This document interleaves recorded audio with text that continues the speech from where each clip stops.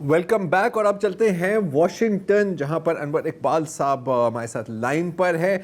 अनवर भाई, यहाँ पर बड़ी रूमर्स चल रहे हैं कि स्टीव विटकॉफ आ रहा है या शायद आ गया है। कुछ लोगों का कहना है कि बिल्कुल पहुंचा हुआ है, हम कंफर्म नहीं कर सकते। या फिर जेडी वैंस ने आना है या शायद जेडी वैंस आ भी गया है। तो पहला आपसे मेरा यही सवाल है कि आप वॉशिंगटन डीसी में रहते हैं, पिछले 24 घंटों में आपने स्टीव विटकॉफ या जेडी वैंस को कहीं देखा तो नहीं है?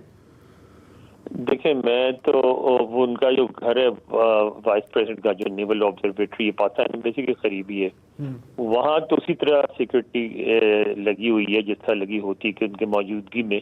वरना तो वो अगर वहाँ से निकल के वाशिंगटन में भी कहीं जाते हैं तो थोड़ा सा फर्क पड़ता है। लेकिन मैंने भी ज़ाहिर ये बातें सुनी यहाँ, तो मैं थोड़ा सा एक स्टेप आगे गया और मैंने पता करने की कोशिश की। जो सफारती ज़राए से मैंने बात की, उन्होंने जो बात की उससे और क्यूरियोसिटी जो है और बढ़ गई। उन्होंने कहा कि भाई इस वक्त जो सिचुएशन में आपको कोई उस वक्त तक नहीं बताएगा जब तक वो वहां से होके आ नहीं जाएंगे। इस्लामाबाद में उनके होते हुए कोई भी नहीं बताएगा कि वो इस्लामाबाद में हैं। तो हाँ, ये जो भी ऐलान होगा उनके जाने के बाद होगा। तो उससे तो और ज्यादा क्यूरियस हो गया मैं कि पता नहीं वो है कि वहाँ पहुंच गए हैं कि क्या हो गया है। तो एक साहब जो है वो कहते हैं कि वो मॉनिटर करते हैं, प्लेन्स को ट्रैक करते हैं। तो उसके ट्रैकिंग में वो कहते हैं ईरानियन एक प्लेन भी आया हुआ है। तो हर किस्म की बातें यहाँ चल रही है। ठीक है जी। तो अगर ऐसा है तो बात तो खुल के सामने आ ही जाएगी। अच्छा अनवर, जिस तरह आपने कहा कि जितने मुंह उतनी बातें, इस वक्त काफ़ी सारे लोग ये भी कह रहे हैं कि जिस तरह ट्रंप साहब ने वीकेंड पे यू टर्न लिया और कहा कि बातचीत हो रही है और हो सकता है कि जल्द ख़त्म हो जाए ये जंग, तो काफ़ी लोग ये कह रहे हैं कि इसराइल अभी तक खामोश है। पिछले 2 दिन के दौरान कुछ उनकी अनऑफिशियल कमेंट्री सामने आ रही है कि वो बड़े सीख पा हैं कि ये ट्रंप क्या करने जा रहे हैं, जो बातें तय हुई थी वो उसके ख़िलाफ़ जा रहे हैं। आपको वहाँ पे क्या सुनने को मिल रहा है कि इसराइल जो है वो फ़िलहाल इन एफर्ट्स को कैसे देख रहा है? बिल्कुल, यहाँ भी इसको पॉइंट आउट किया गया है। बल्कि मैं जो टकरसन है उनका, मैं क्या टकर कार्लसन जो है उनका मैं इंटरव्यू देख रहा था, farmer Israeli speaker and president से। उसमें भी इस तरह की बातें हो रही थी और वो ये कह रहे थे कि ये जो है जो यूएस प्रेसिडेंट जो होते हैं वो इजरायली जो लीडर्स होते हैं उनसे मशवरा करते हैं हर मामले में। और वो लेकिन ट्रंप साहब के बारे में कहा जा रहा है कि मशवरा करते भी और नहीं भी करते हैं और अपनी मर्जी से भी कर लेते हैं। तो यानी यहाँ भी इस बात को पॉइंट आउट किया जा रहा है मीडिया में भी और इवन इसराइली मीडिया में भी कि इस दफ़ा सदर ट्रंप ने उनको कंसल्ट नहीं किया। अलबत्ता यहाँ जो सवाल उठाया जा रहा है वो ये है कि क्या उसके बाद अगर उनको कंसल्ट नहीं किया गया तो क्या इसराइल ऑब्जर्व करेगा सीज फायर अगर हुई तो उस पर कहा जाता है कि अगर ट्रंप सीरियस हुए तो इसराइल को करना पड़ेगा गुस्सा के बावजूद, क्योंकि फिर वो इसराइल ऐसा नहीं करेगा कि डिफाई करे ट्रंप को। लेकिन इसको भी जिस तरह आपने कहा आपकी तरह यहाँ भी इस पर बहुत ज़्यादा बातें हो रही हैं। अच्छा, अब एक तो चले स्पॉइलर इजराइल है ये हम जानते हैं, लेकिन दूसरा स्पॉइलर शायद ट्रंप खुद है। क्योंकि पहले भी आपको हम अच्छी तरह से जानते हैं कि मुज़ाकरात के दौरान इन लोगों ने हमला किया था और पहले ही गो में क़यादत को निशाना बनाया था। तो जाहिर है कि अगर इस वक्त ईरान की तरफ से ट्रस्ट डिफिसिट नज़र आ रहा है तो वो समझ में आता है कि क्यों। तो एक और भी तो यहाँ पर डिबेट चल रही है और जाहिर है कि हम में से कोई हाँ या ना में जवाब नहीं दे सकता। मैं आपकी ओपिनियन जानना चाह रहा हूँ इसमें कि कितने चांसेस हैं कि जैसे अभी शाहजेब भी इसी तरफ इशारा कर रहा था कि ये सारा एक स्मोक स्क्रीन है, कि एक जानिब आप कहे कि नहीं बिल्कुल हम मुज़ाकरात कर रहे हैं in order to buy time किसी किस्म की एस्केलेशन या फिर शायद किसी ग्राउंड डिप्लॉयमेंट का। आपका क्या ख्याल है?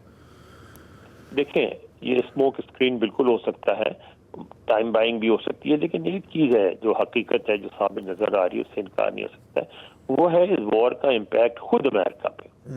यानी जब एक अमरीकी आजकल जाके, मैं बताऊं, आप किसी भी गैस स्टेशन पे जाएं तो आपको लोग गालियां देते हुए नजर आ जाएंगे जब जाते हैं और $1.5 हर गैलन पे ज्यादा पे करते हैं। तो वो बात इनको बिल्कुल पसंद नहीं आ रही है।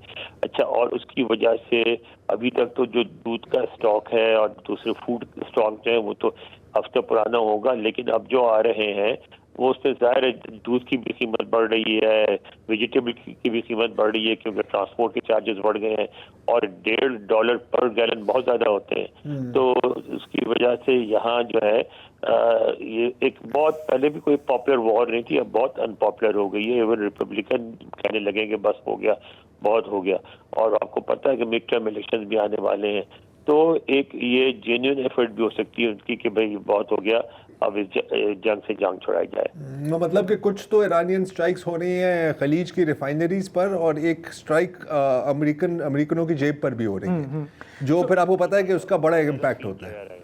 سو جس طرح انور آپ نے کہا, ایک تو یہ ڈومیسٹک کمپلشنز ہیں جو ٹرمپ کو اب بائٹ کر رہی ہیں. ریجن سے عرب ممالک ہیں جن کا پریشر بڑھتا جا رہا ہے.